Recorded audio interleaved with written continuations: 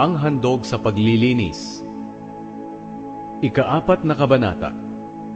Nag-utos din ang Panginoon kay Moises na sabihin sa mga taga-Israel na ang sinumang makalabag sa kanyang utos nang hindi sinasadya ay kinakailangang gawin ito.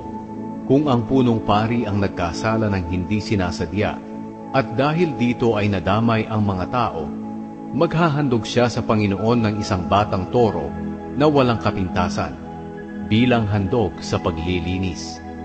Dadalhin niya ang toro sa presensya ng Panginoon doon sa pintuan ng toldang tipanan at ipapatong niya ang kanyang kamay sa ulo ng toro at sa kanya ito papatayin. Kukuha ng dugo ng toro ang punong pari at dadalhin niya sa loob ng tolda.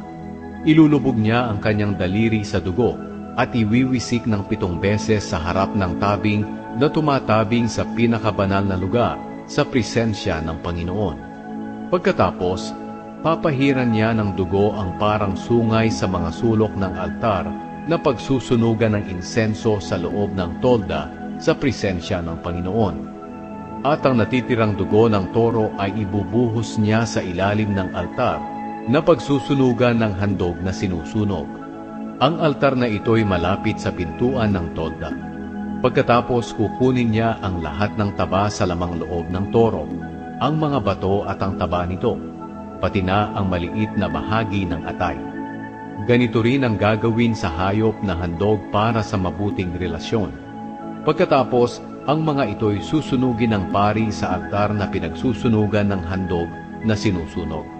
Pero ang natitirang bahagi ng hayop, katulad ng balat, laman, ulo, mga paa, at nasa loob ng tiyan, pati na ang lamang loob, ay dadalhin sa labas ng kampo at susunugin sa lumalagablab na siga ng mga kahoy, doon sa itinuturing na malinis na lugar na pinagtatapunan ng abo. Kung ang buong mamamayan ng Israel ay makalabag sa utos ng Panginoon ng hindi sinasadya, sila ay nagkasala pa rin kahit hindi nila ito nalalaman. Kapag alam na nila na sila'y nagkasala nga, ang lahat ng mamamayan ay maghahandog ng batang toro bilang handog sa paglilinis. Dadalhin nila ang toro sa toldang tipanan.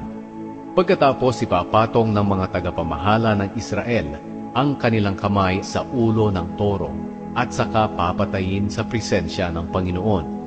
Kukuha ng dugo ng toro ang punong pari at dadalhin niya sa loob ng tolda. At ilulubog niya ang kanyang daliri sa dugo at iwiwisik ng 7 beses sa tabing na tumatabing sa pinakabanal na lugar sa presensya ng Panginoon. Pagkatapos papahiran niya ng dugo ang parang sungay sa mga sulok ng altar na nasa loob ng tolda sa presensya ng Panginoon. At ang natitirang dugo ay ibubuhos niya sa ilalim ng altar na pinagsusunugan ng handog na sinusunog. Ang altar na ito'y malapit sa pintuan ng tolda. At ang gagawin niya sa toro na ito'y katulad din ng ginawa niya sa torong handog sa paglilinis. Kukunin niya ang lahat ng taba ng toro at susunugin sa altar. At susunugin ang toro sa labas ng kampo. Sa pamamagitan ng gagawing ito ng punong pari, ang mga taga-Israel ay matutubos sa kanilang mga kasalanan at patatawarin ng Panginoon ang mga kasalanan nila. Ito ang handog sa paglilinis para sa buong sambayanan ng Israel. Kung ang isang pinuno ay nakalabag sa utos ng Panginoon na kaniyang Diyos nang hindi sinasadya, nagkasala pa rin siya. At kapag nalaman niya na siya pala ay nagkasala, maghahandog siya ng isang lalaking kambing na walang kapintasan. Ito ay handog para sa paglilinis ng kanyang kasalanan. Ipapatong niya ang kanyang kamay sa ulo ng kambing at papatayin ito sa presensya ng Panginoon sa dakong pinagpapatayan ng mga hayop na inihahandog bilang handog na sinusunog. Ilulubog ng pari ang kanyang daliri sa dugo ng kambing at ipapahid sa parang sungay sa mga sulok ng altar na pinagsusunugan ng mga handog na sinusunog. At ang natitirang dugo ay ibubuhos niya sa ilalim ng altar. Susunugin niya ang lahat ng taba sa altar, katulad ng kanyang ginawa sa mga taba ng hayop na handog para sa mabuting relasyon. Sa pamamagitan ng gagawing ito ng pari, matutubos ang tao sa kanyang mga kasalanan at patatawarin siya ng Panginoon. Kung ang isang pangkaraniwang tao ay makalabag sa alinmang utos ng Panginoon nang hindi sinasadya, nagkasala pa rin siya. At kapag nalaman niyang siya'y nagkasala, maghahandog siya ng babaeng kambing na walang kapintasan para sa nagawa niyang kasalanan. Ipapatong niya ang kanyang kamay sa ulo ng kambing na handog sa paglilinis at papatayin niya ito sa may tolda, sa dakong pinagpapatayan ng mga hayop na handog na sinusunog. Ilulubog ng pari ang kanyang daliri sa dugo ng kambing at ipapahid sa parang sungay sa mga sulok ng altar na pinagsusunugan ng mga handog na sinusunog. At ang natitirang dugo ay ibubuhos niya sa ilalim ng altar. Pagkatapos kukunin niya ang lahat ng taba ng kambing katulad ng ginawa niya sa hayop na handog para sa mabuting relasyon. At susunugin niya sa altar ang taba at magiging mabangong samyo na handog at makalulugod sa Panginoon. Sa pamamagitan ng gagawing ito ng pari, ang tao'y matutubos at patatawarin siya ng Panginoon. Kung tupa naman ang ihahandog ng tao para maging malinis siya sa kanyang kasalanan, kinakailangang ito'y babaeng tupa na walang kapintasan. Ipapatong niya ang kanyang kamay sa ulo ng tupa at papatayin sa tolda sa patayan ng mga hayop na handog na sinusunog. Ilulubog ng pari ang kanyang daliri sa dugo ng tupa at ipapahid sa parang sungay sa mga sulok ng altar na pinagsusunugan ng handog na sinusunog. Ang natitirang dugo ay ibubuhos niya sa ilalim ng altar. Pagkatapos, kukunin niya ang lahat ng taba ng tupa, katulad ng ginawa niya sa tupang handog para sa mabuting relasyon, at susunugin niya ang taba sa altar, pati na ang iba pang mga handog sa pamamagitan ng apoy para sa Panginoon. Sa pamamagitan ng gagawing ito ng pari, matutubos ang tao sa kanyang mga kasalanan at patatawarin siya ng Panginoon. Ikalimang kabanata. Kung ang isang tao'y ipinatawag sa hukuman para sumaksi sa pangyayaring kanyang nakita o nalalaman at siya'y tumanggi, may pananagutan siya. Kung may nakahipo ng anumang bagay na itinuturing na marumi, katulad ng mga patay na hayop na marumi, siya'y nagkasala at naging marumi, kahit hindi niya alam na nakahipo siya.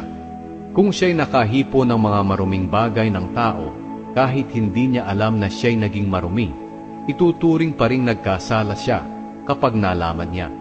Kung ang isang tao ay nanumpa ng pabigla-bigla, mabuti man o masama ang isinumpa niya, siya'y nagkasala kapag nalaman niya ang kanyang ginawa. Kapag nalaman ng isang tao na nagkasala siya ng alinman sa mga nabanggit, kinakailangang ipahayag niya ang kanyang kasalanan.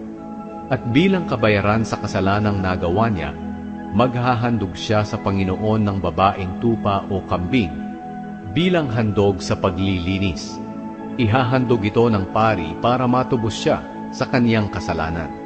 Pero kung hindi niya kayang maghandog ng tupa, maghahandog siya ng 2 kalapati o 2 ibon na bato-bato bilang kabayaran sa kaniyang kasalanan. Ang isa'y bilang handog sa paglilinis at ang isa'y bilang handog na sinusunog. Dadalhin niya ito sa pari at ang unang ihahandog ng pari ay ang handog sa paglilinis. Pipilipitin ng pari ang leeg ng ibon, pero hindi ito puputulin. At ang dugo nito'y iwiwisik niya sa paligid ng altar, at ang natitirang dugo ay ibubuhos sa ilalim ng altar. Ito ang handog sa paglilinis. Ihahandog din ng pari ang isa pang handog na sinusunog, ayon sa paraan ng paghahandog nito. Ganito ang paraan na gagawin ng pari para matubos ang tao sa kanyang kasalanan at patatawarin siya ng Panginoon. Pero kung hindi niya kayang maghandog ng 2 kalapati o 2 ibon na bato-bato, maghahandog na lang siya ng 2 kilo ng magandang klaseng harina. Huwag niyang lalagyan ng langis at insenso, dahil ito'y handog sa paglilinis at hindi handog ng pagpaparangal. Dadalhin niya ito sa pari at babawasan ng pari ng 1 dakot bilang pag-alaala sa Panginoon. Ang 1 dakot na iyon ay susunugin niya sa altar pati ang iba pang mga handog sa pamamagitan ng apoy para sa Panginoon. Ito ang handog sa paglilinis. Sa pamamagitan ng gagawing ito ng pari, matutubos ang tao sa anumang kasalanang nagawa niya at patatawarin siya ng Panginoon. Ang natirang handog na harina ay sa pari na, gaya ng ginagawa sa handog ng pagpaparangal.